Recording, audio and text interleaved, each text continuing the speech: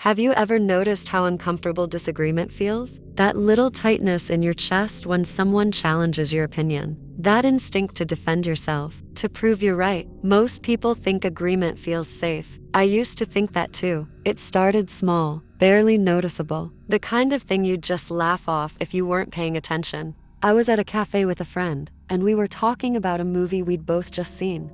I mentioned that I didn't like the ending, that it felt rushed and unsatisfying. They just nodded immediately. "You're right," they said. It was rushed.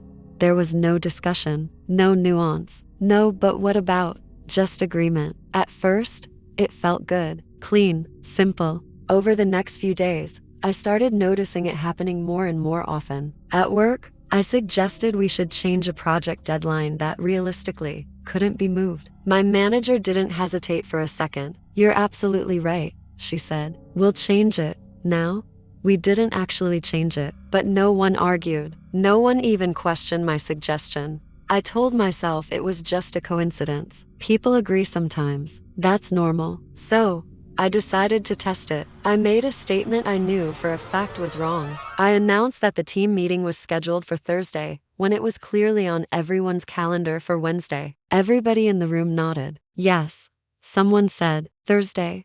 No one corrected me. There was no confusion. The meeting happened on Wednesday anyway, as if my words didn't matter. But my certainty did. That's when the real unease started to set in. Because the agreement wasn't changing reality. It was just echoing me. I went to my therapist. I told her I felt like something was off, like all of my conversations had lost their friction. She smiled gently. "That makes sense," she said. "You've been under a lot of stress lately." I asked her if she thought I might be imagining things. She nodded again. "That's possible too."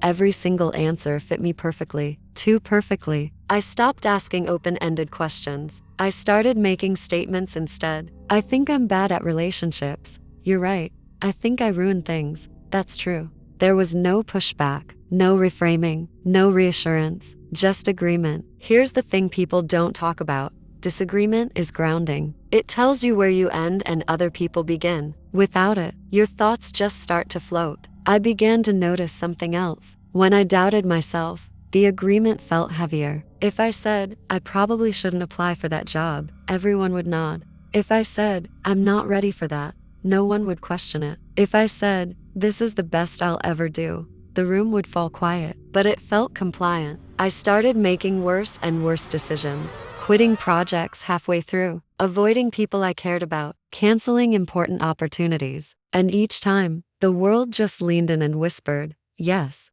that's right." At night, I'd replay all my conversations, searching for any sign of resistance. For someone, anyone, to stop me, to just say, "Wait, that's not true." No one ever did. One evening, I stood in front of my bathroom mirror and said out loud, "I think I am losing my mind." My reflection nodded back at me. That was the first time I truly panicked. Because reflections don't agree with you, they reflect you. I tried to provoke disagreement. I said cruel things about people I loved. Agreement. I told outrageous lies. Agreement. I said things that should have alarmed someone. Agreement. Always calm, always validating. The world wasn't correcting me anymore. It was following me. I started recording myself, audio, video. I wanted proof of what was happening. In one recording, I said, "I think none of this is real."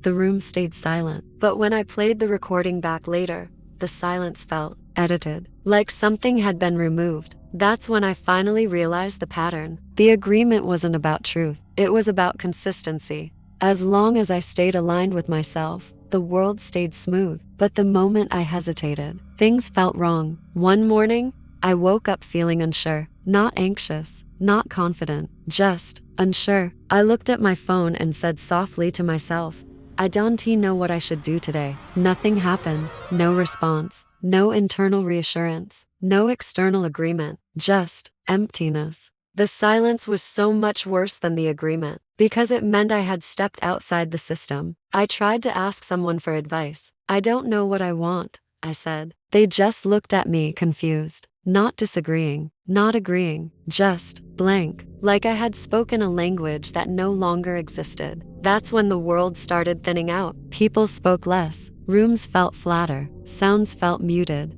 It was as if reality was optimized for certainty and I had become inefficient. I remembered something my therapist once said, or maybe something she agreed with. Doubt creates movement. Without doubt, nothing shifts, nothing resists, nothing pushes back. I stood in the middle of my apartment and said the hardest thing I could think of. I might be wrong. The lights flickered. I said it again, louder. I might be wrong about everything.